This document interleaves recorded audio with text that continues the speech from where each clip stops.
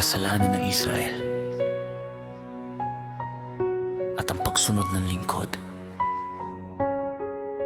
Ito ang sinasabi ng Yahweh.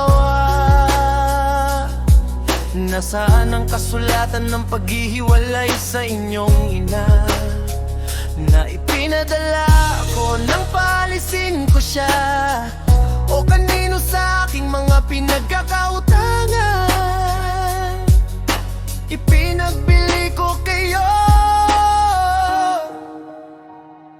Dahil sa inyong mga kasalanan kayo ipinagbili. Dahil sa inyong mga pagsuway, pinaalis ang inyong ina. Bakit nang dumating ako ay walang tao? Bakit nang tumawag ko ay walang sumagot? Napakaikli ba ng aking kamay upang kayo ay iligtas? Wala ba akong kapangyarihang maglitas? Sa pamamagitan lamang ng aking pagtutuwid ay pinatutuyo ko ang dagat. Ginagawa kong ilang ang mga ilog. Ang mga isda ay nagsisibulok dahil sa kakulangan ng tubig at namamatay sa uhaw. Ibinibihisan ko ng kadiliman ng mga langit at ginagawa kong sako ang panakip nito. Alaya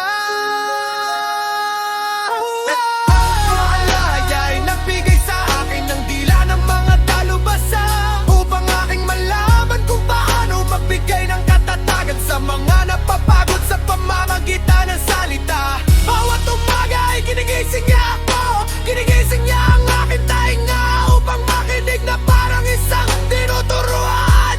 Ang Yahweh Alaya ay bumukas ng aking mga tainga, at ako'y hindi naging mapahimagsik. Hindi ako umurong.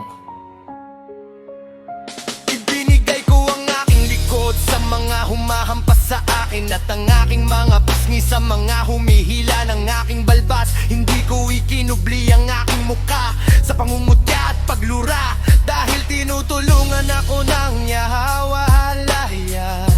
Kaya't hindi ako mapapahiya, kaya't aking itinakda ang aking mukha na parang batong pingkihan. At alam kong hindi ako malalagay sa kahihiyan. Malapit siya na nagpapatotoo sa akin. Sino ngayon ang maghahabla laban sa akin? Harapin natin ang isa't isa. Sino ang aking kalaban? Harapin niya ako. Narito ang Yahweh, ang tumutulong sa akin. Sino ang maghahatol sa akin? Narito silang lahat ay malalanta na parang kasuwatan. Sisirin sila ng tanga.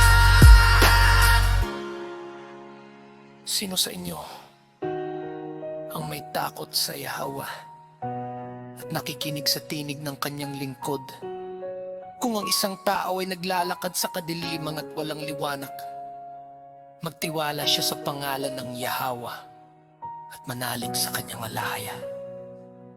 Ngunit ngayon, kayong lahat na nagpapaningas ng apoy, at lumilika ng sarili ninyong mga sulong upang magliwanag. Lumakad kayo sa liwanag ng inyong